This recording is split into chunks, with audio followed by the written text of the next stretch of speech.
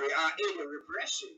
UN finds. A fact-finding mission says the justice system allowed serious human rights violation to happen. What do you think about all those stories that is making the rounds or in the Latin American area? Well. Hundreds more evacuated as La Palma lava near sea. Officials fear lava could trigger toxic gases when it reaches the sea on the Canary Island resort. Every place is on fire. Every place is being flooded. What do we do? Maybe we have to join the extension rebellion group or the insulate Britain and go and line on the motorway. We all go line on the motorway and we all get killed and we finish. What did it tell? All right then. It is Starr Radio, okay? It is your favorite African and Caribbean radio station in London. Don't go and do that and say, yeah, it's the host of that Starr Radio. You can program that to me to do that. No. Use your brains. All right then. It is Starr Radio, okay? Now moving on to some other parts of the world as well.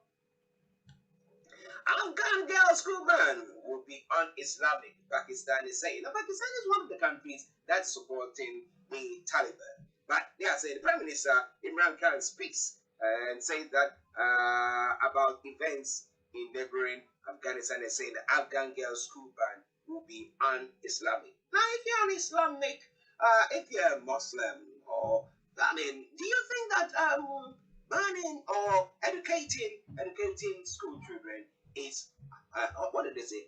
Haram. For girls, educating girls is haram.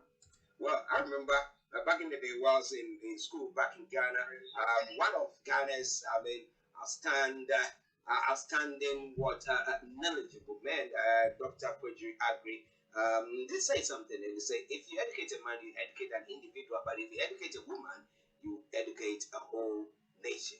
And how true is that? Because when the men are away doing their work, it's the women who make sure they take care of the kids. And if they are educated, it impacts on them, the kids, greatly. They come up from not starting from underneath, but from a platform of a sort. Okay? Yes, it is Starr Radio, okay? It is your favorite African and Caribbean radio station in London. Pretty soon we shall have Mr. Olayomi join in. Two Tunisian MPs jailed amid rights consent. Now, 5 MPs have been in prison since President Kais Saied took over governing powers. Well, as we said yesterday, you think that, well, if the opposition are misbehaving, we take hold of them and just get on the agenda, the national agenda. What about that? Okay. Sudan blames dark forces for failed coup. Interesting. What is dark forces? The Prime Minister says the protests were remnants of ousted President Bashir's regime. Well, so far, when are they going to lead the country into a democratic dispensation?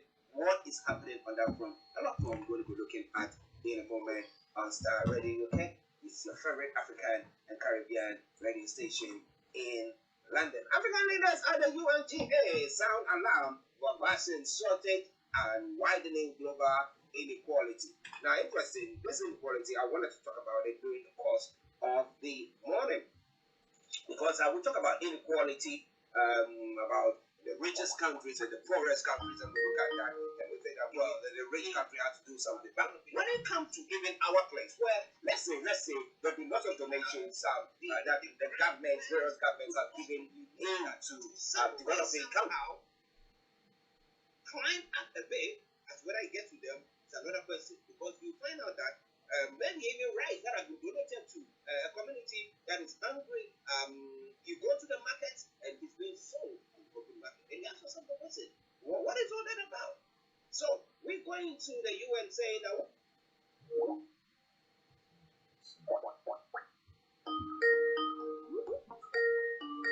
okay, this is your favorite African and Caribbean radio station in London, and it's now gone a minute after 11. It is the Wednesday edition of the morning show, and I know that Mr. Olayomi has joined us. But we press the time, we're going to be crossing over to him, and let me say, good morning, Yomi.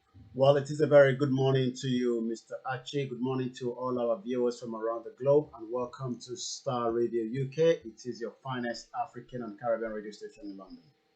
How are you doing? Well, it's a very bright, beautiful day. As I can tell you, I've been out already. The weather is quite warm. That tells us that we are still in that very beautiful summertime. I'm doing very well, and it's good to be back again. And exactly this Wednesday, as I'm always excited when it's Niger Voices, right from the studio this evening, where we're going to be giving them everything. I'll be telling us what we're going to be discussing later on. But for now, I say a very good morning or good afternoon from wherever you're joining us today, the 22nd of September 2021.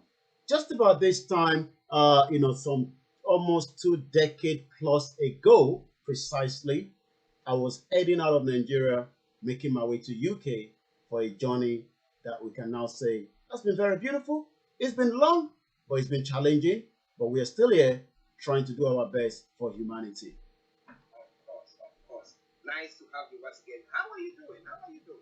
Well, we had a late night broadcast on our broadcast as we do with our listeners from my platform yesterday, and we were discussing the rally and all that. And that is going to be the point of conversation today, do we say? Because we are opting out for a nation of our own.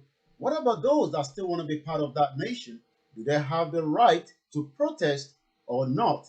Or should a country have to pay some individuals so that they can engage into a protest rather than allow them to come out freely and express their mind in terms of whether the country is working?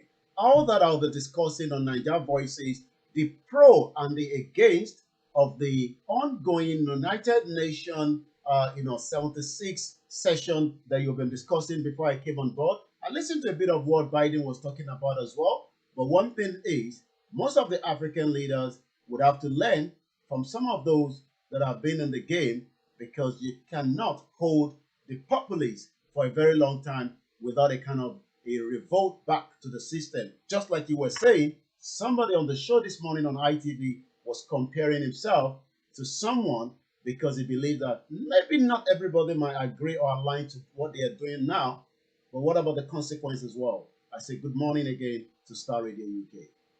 Yes, morning to you. Let's say good morning to Mr. Frank Davis as well. Archie, good morning and good morning to our listeners. Keep this short for our time. Yes. Hope you're doing very well. Very great. Great. All right then. Now let's go back to Mr. Olayomi for other issues going on. Let's first of all touch on the banks that have been found or who have paid 1.4 billion as penalties for financial irregularity. Regulatory bodies such as the Central Bank of Nigeria, Security Exchange Council, Financial Reports, the Council as well of Nigeria. Now, are there these normal monies that the banks are supposed to pay to these bodies, or because they were found foul of particular operation and whatever, and therefore they were made to pay this fine?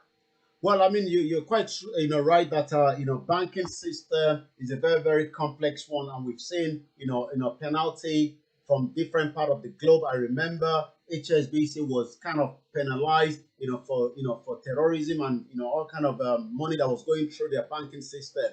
According to what we have here, findings show that penalties were a result of contraventions and infractions of the guidelines instituted by the federal government through the Banks and Other Financial Institution Act. According to relevant CBN circular and other regulatory requirements. According to BOFI Act, is a regulatory framework that was introduced to guide the financial industry. The act, which was first enacted in 1997, empowers the CBN to implement its provisions. Okay. And which banks were involved in that, and have they paid, or some of the banks have been liquidated because of that? Well, I mean, we're talking about some of the top, 5 banks that we have in Nigeria that a lot of Nigerians use them quite a lot. We're talking about UBA. UBA has been in existence for a very long time. That's the United Bank of Africa. Fidelity Bank is still very strong. Access Bank, Guarantee Trust Bank, and the First City Monumental Bank. So these are the 5 banks that has now been fined of 1.4 billion penalty to financial regulatory bodies. Okay, listeners, it is Starr Radio UK. Mr. Olayomi Koiki bringing us updates from Nigeria. Now let's go on to some other stories that is making the rounds in Nigeria because we are pressed with time. 353 Nigerian doctors. Whilst we know that the doctors are on strike in Nigeria as well. Now we know that those who are being recruited to go to Saudi Arabia.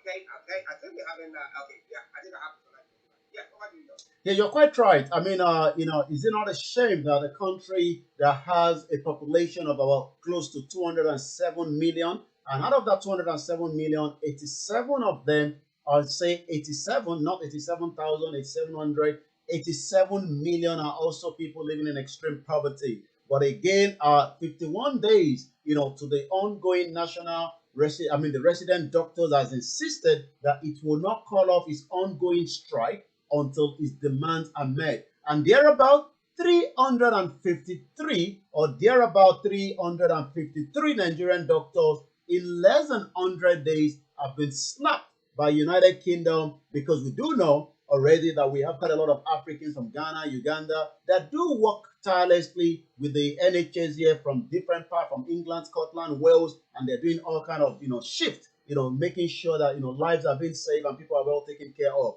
353 Nigerian doctors have been registered to work in United Kingdom in the last 100 days. So what means is 51 days into the resident doctor strike, you minus that from this 100 days, that tells you that some of those that have been in the strike must have also registered, to become, workable, for them to come into the UK.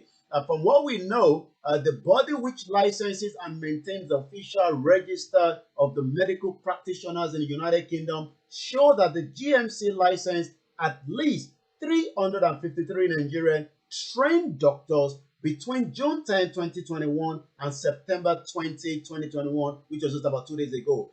The statistics also show that between July 24, 2020 and September 21, 2021, about 862 Nigerian doctors were licensed in the UK despite the COVID-19 pandemic. Overall, 8,737 doctors who obtained their degree in Nigeria are currently practicing here in the United Kingdom. Let me quickly come to Frank, because he's been always talking about the fact that if these are human resources that we can live on, and the country can get lots of money. And it's a case where some people who are trying to either go to Saudi Arabia to work, better their trade or whatever, were being stopped. Yeah. Now, we have them who have come here. Yeah. But because we didn't, as a country, taking Nigeria as a country, make it that, okay, we are signing an agreement with the British government. Yeah. These people, these are doctors that we are bringing them to you. Okay, you can use them. Whatever you are paying them, we have this percentage. And the country itself make sure that things are put in place properly for these individuals to come here, come and do the work. What if we have benefited from it? Okay, actually, the first place is we need to first trace. If I ask the Minister of Education in Ghana, Nigeria, Cameroon, Kenya to tell me how much does it cost to train one doctor, would they be able to give me specific? Nah, they don't remember. Because if you're able to zero down how much it costs to train a carpenter, you're able to zero down how much it costs to train a mechanic, a doctor, a nurse. You then begin to look at your output. That for over the last 20 years, if we say our GDP was S amount, and we have produced X amount of doctors, and it costs us Y amount of money, it means that X times Y amount of our GDP has been expended on training the doctor. Yeah. So it's like a saving, right? But this is not a savings where you put the money in our account. Because if we take each of those doctors and assuming we accumulate how much we spend on training them and put in the bank account, we should be able to come out with a specific figure to say that this is how much we have in our savings. Yeah. Yeah. Right? Yeah. Now, this is how we should begin to picture our human resource. Now, we need to come to a point where we identify certain things that we know we cannot stop. We cannot stop the ambitions of people to seek better lives. We cannot do that. It's gone beyond point. Even Taliban are trying to stop people from leaving the country. They cannot. They cannot do it. So we must admit that doctors and nurses, most of them, leave. We also have to come to a point where if we want to trade, we should not be thinking about oil, peanuts, and other things. Can we trade our human resources? And in fact, as a matter of fact, the West have always treated as their incompetent race. Yeah. I say incompetent because some of those expertise that they bring to our shores are not qualified enough and they've not been able to help us to solve our problem. Yeah. So within the context of solving our problem, they are incompetent. They can be very competent. Yeah. Right? World Bank has given us consultants. I remember giving us consultants. What poverty alleviation consultants, whatever that we have paid for. All of them have not been able to reduce our poverty. In fact, Akufo-Addo is on record this morning that yesterday he said fighting poverty is becoming daunting.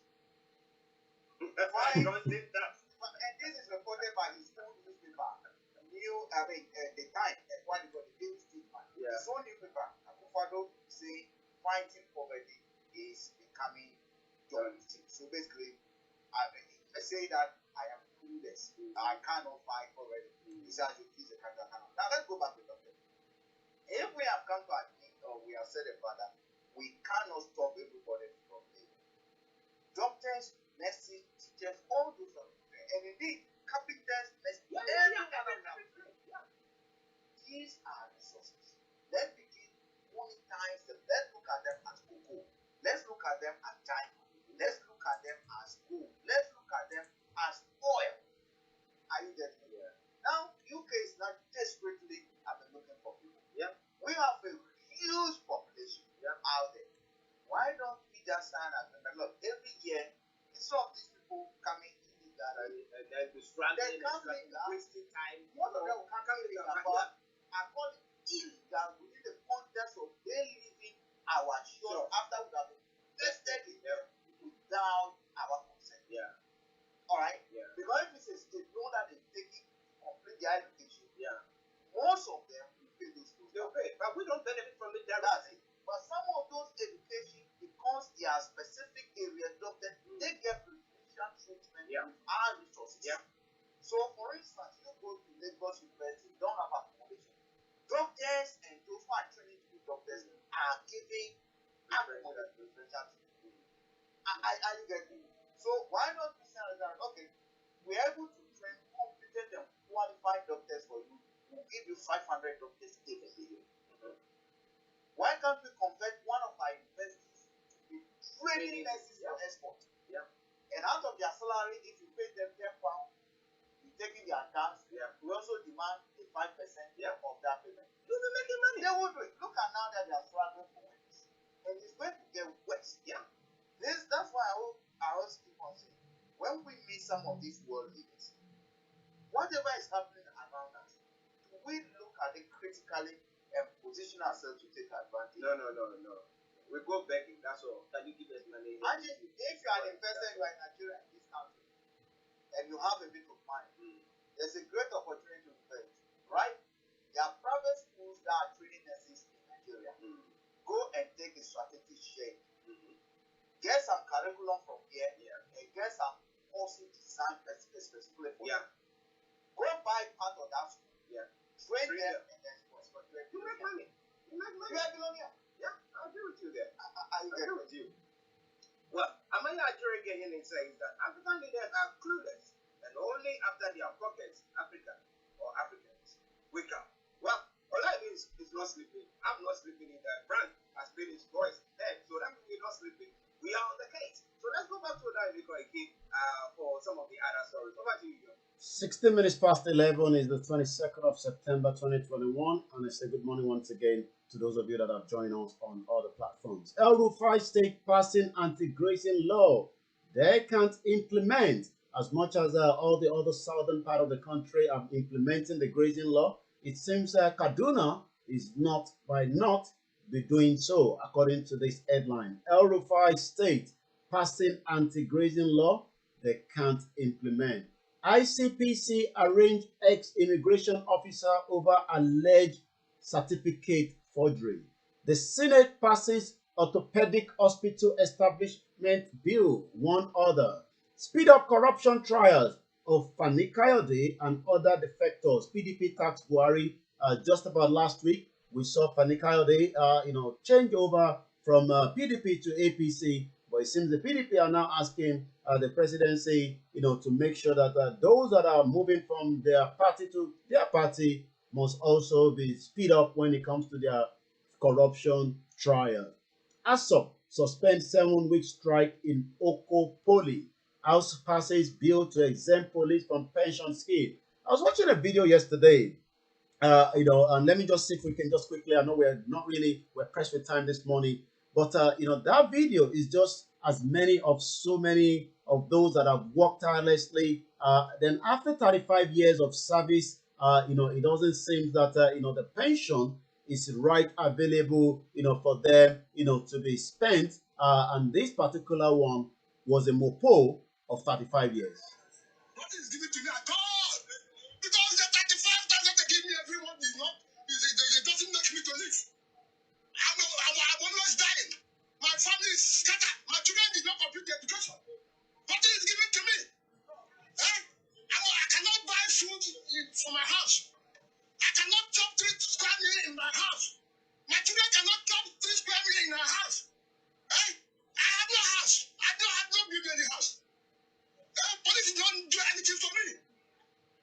I served as a mobile policeman for 28 years out of that 35 years. For 28 years, I visited the whole 36 states of Nigeria. Not this 36 states in Nigeria. No state I did not visit. No state I did not work. Transfer carry me to here, carry me to here, carry me to this state, carry me to this state. As a mobile police. Riot everywhere. The first Matasina riot in 1984, I participated in Gombe. That Gombe was the last one stop where I would fight them.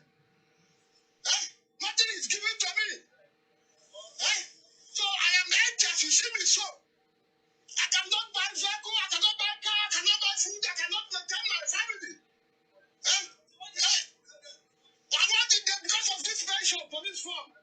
That pension, every month you get 20,000, 25,000. I said that as a ASU 2-star. As a ASU 2-star, my mate in the army is collected almost.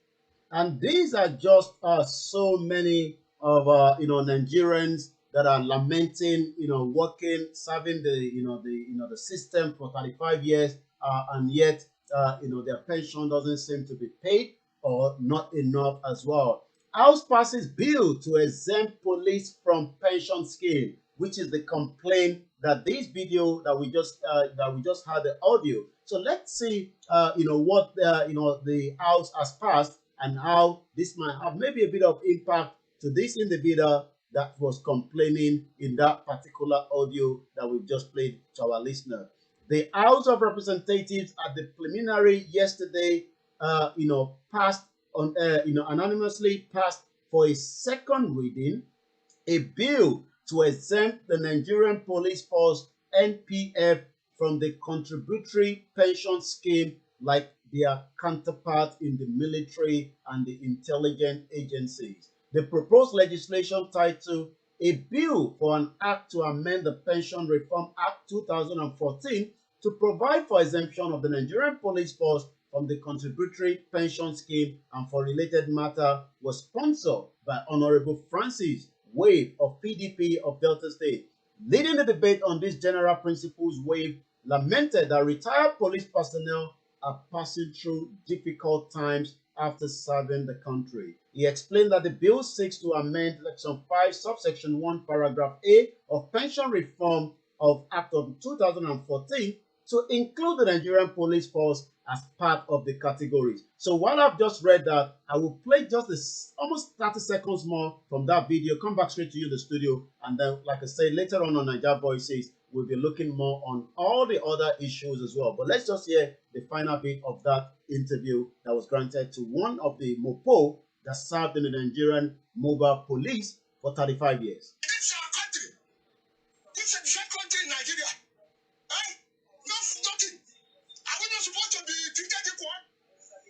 We're supposed to be treated equal. So this is very hard for us. Everybody you see here is not happy. Everybody here is not happy. It is Star Radio UK, 22 minutes past 11. I come back to you in the studio and I say good morning once again. Once again, yeah, Frank, this is worrying. You know, we always talk about corruption and corruption being people being corrupted easily. But when you look at somebody who has served for 35 years in an institution that's supposed to be selfless and virtually sacrificial, that you know that, okay, after 35 years, at least, I'll have a place to put my head and I will have quality, a normal life, let me put it that way. But if somebody who is a new recruit coming in sees this man and looking at 35 years, 7, and sees what he's going through, why do you think that he will not be giving his account? As yesterday we had that put the money into that. Why would people not be corrupted? Actually, it's the whole system issue. The other question someone will ask is, during his 35 years, what did he do to change the system? Was he also part of the problem? So there are a lot of issues that we all need to take an introspection and look at it. Look, we are now living longer.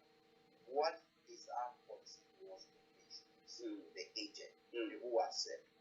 South Korea, the primary school teacher is on 35,000 per annum. 2 years ago it was 30,000. As we speak now, it's 35,000 pension. That is state pension. $35,000 state pension. So someone who has taught in Korea, they can go holiday after retiring, look after their grandkids, invest in other things. Our place, once you go, if you are able to accumulate still, do all kind of stuff, your pension, you basically like the society may look after or put down on you. And if you are unlucky now, no, through a network, children, grandchildren, people who supported you, then you die premature. You will not live your age and you die. If you're supposed to be 76, like my dad died, you're going to die. I mean, in 60 something, just after pension. We need to look at the rules. And you see, we have this, the youth must support the pensioners. Here's the case, the youth who are supposed to work and support, They don't have jobs. we are jobless. Right? We are jobless. How do we then generate that work? It becomes a question. You're talking, you raise an issue of people saying the world should come to the aid of Africa. Yeah. Actually, I ask myself, the world should come to the. To be honest with you, if I have the privilege or if I am given an opportunity to be a leader of any Western country, before I give the time, you must prove that the time you gave 2 years ago was to be sure to the youth. Yeah. But you see, it doesn't happen that way because most of these people also used to profit in it. This morning, was it yesterday or this morning, I heard something that bothers my heart. A few years ago, the US authority confiscated about $27 million from the vice president of Victoria Guinea, the son of what they call it. Yeah. You know what the US authority has said? They are going to dispatch vaccines to that country. However, you use proceeds confiscated from them. They are even contacting France. The properties that were confiscated from him are going to be sold off to pay for vaccines that are dispatched. That is fantabulous. Fantastic. I wish we could do the same thing to the Nigerian government. That every government official that has them until we finish paying the buses. So that ordinary people will also profit. So actually, it's going to be look. Unless I don't know what about from some people. Seriously, Olayomi, did you hear that? We have to think about how this is something like that. Because that's the only solution. Actually, we have a saying that look, you cannot expect a different result with the same thing. Yeah. How do we expect a different result by maintaining the same political class? But no, how do we expect? Okay, Buhari came, he didn't give us any result. We then recycle him and brought him back. What do we expect him to do different? Take more money. And during his time of out of office, he never went to either do a kind of a short course to upgrade himself or whatever. But eventually, they thought he was the best man. He was disciplined, and I'm sure 6 years down the line, a lot of Nigerians are wondering whether he was the right man or not. But time will tell. As we're just about some less than 506 days before 2023. Well, Frank says maybe the best way to eliminate.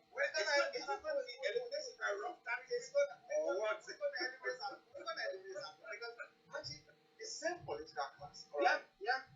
We do not expect because some of these people was a Buhari for people under him. He's training them in the same way. Akufo-Addo is actually nurturing people to take over from him. Yeah. The same way. Now then look at the result from their hand. What have they done? Over their servanthood to the nation. What have they done? Akufo-Addo has come to admit after years shouting, "I'll transform the nation," that's it, fighting poverty. He is not going to. That means he was clueless. Right? How do you expect anyone who learned from Akufo-Addo to come and give us a different result? Oh God. No. Some templates. So you don't expect anything. How do you expect someone who replaces Akufo-Addo not to travel to UN to address 12 people in a 500 capacity hall? And of those 12 people he was addressing, 8 of them traveled. He's in the US conference hall, so that is okay. Well, let's not go on there. But let's go back to Solani Koiki. What are we looking at tonight? The Niger voices. Well, like I said, we're gonna be touching on the do you get paid to attend a protest, or do you go at your own free will? And if the country was working, why should some government officials or some supporter of a government end up paying dollar or pounds to individuals? Or do they have the right, just like any other protesters that are out there protesting around the globe? So we're going to be reviewing that, and again we will continue to discuss everything around Nigeria. So as much as we don't have the time this morning to give you all the news and the headline, be rest assured we have the 2 hours deadline from 1800 hours only on Niger Voices, where you'll be joining me with my producer behind the scene. So I'll say a very good morning. So this evening, make sure you tune in Niger Voices. Do you get paid to attend rally, or do you not? Because the videos that have been popping up since the New York arrival of Mr. General President Muhammadu Buhari, and the one of Chief Sunday Adeyemo, where we saw crowd in their thousands. He never paid anyone to attend those Yoruba peaceful rally. But in America, $50 is on the pipeline till Friday for those that might want to get that $50 per hour. Okay, I think till Friday, so we have today. If I fly today, I will have 2 days. So Thursday and Friday, I can get 100. 3 hours, maximum 3 hours. $150 at 3 hours. Oh, wow. Yeah. Oh, wow, that's proper job, man. Yeah. Okay, let me say thank you very much for that wonderful update. Thank you very much. Bye for now. Yeah, we'll catch you up in the evening. Well, so that was Mr. Olayomi Koiki, who will be having him back on Niger Voices. All right, thank you, everyone. Got to go now. Quite a very busy day for me, as usual. Join me later on, and probably some kind of snip of what is happening as I'm traveling, moving around London. I'll be snipping you some of those views as well. Have a very good morning, and thank you for those of you that have joined us on all our platforms again this morning. Thank you. I can see one listener on our MixLR, and quite a lot of you on YouTube and Facebook. Odu Agbewa, kò ní gbé ọ̀dàlẹ̀. Ó dàbọ̀.